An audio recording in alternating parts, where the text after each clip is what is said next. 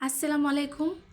অনেক সময় একটা পাখি অন্য পাখিকে ঠুকরিয়ে আহত করে ফেলে, মাথা থেকে রক্ত বের হয় অথবা শরীরের বিভিন্ন অংশ থেকে আহ, অংশ ক্ষত হয়। এটা কি চিকিৎসা করলে খুব দ্রুত সেরে যাবে সেটাই আজকে আমি দেখাচ্ছি। যদিও আমার এই পাখিটা গতকালকে আমি চিকিৎসা করেছি, আজকে ওর দ্বিতীয় দিন। দেখুন ঘাগুলো অনেকটা শুকিয়ে গেছে আর কতটা বড় বড় ক্ষত হয়েছিল। আমি এখানে হলুদ নিয়েছি একটু পানি দিয়ে, নর্মাল পানি দিয়ে গলিয়ে, আর এই হলুদ গুলাটাই আমি এই পাখির গায়ে বিভিন্ন জায়গায় লাগিয়ে দেবো যেখানে যেখানে ক্ষত হয়েছে। এইটাই আসলে গোপন টিপস। এই হলুদ বাটা যদি লাগিয়ে দেওয়া হয়, পাখি বলেন মুরগি বলেন যে কোনো জায়গা ক্ষত জায়গায় খুব তাড়াতাড়ি এটা সেরে যাবে ইনশাল্লাহ।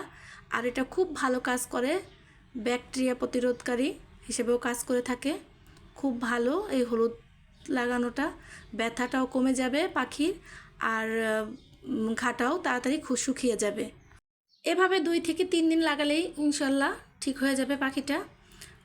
আর এই পাখিটা আসলে নতুন আমি নিয়ে আসছিলাম, একটা কবুতরের সাথে রাখছিলাম, ভেবেছি কিছু বলবে না একই জায়গায়, আর তখনই এই অবস্থাটা হয়েছে। আসলে এই যে কবুতরটা দেখা যাচ্ছে, এই কবুতরের বাচ্চাটা ওকে এরকম জখম করেছে। আমার আগে থেকে আনা একটা ঘুঘু পাখি আছিল, আমি তার সাথে ওর বন্ধুত্ব করার জন্য নিয়ে এসেছি নতুন আর একটা পাখি। ভেবেছিলাম একটা দিন আলাদা করে রাখবো, তারপরে দিব। আর আজকের এই ভিডিওটা যারা পাখি পালন করেন তাদের জন্যই। যাই হোক, ভয়ের কিছু নেই, এভাবে 2-1 দিন চিকিৎসা করলেই ইনশাল্লাহ সেরে যাবে। শুধুমাত্র একটা উপকরণ দিয়েই এই পাখিগুলো সুস্থ করা যায়। ভিডিওটি ভালো লাগলে একটি লাইক করে দেবেন, আর প্লিজ আমার চ্যানেলটিকে সাবস্ক্রাইব করে দেবেন।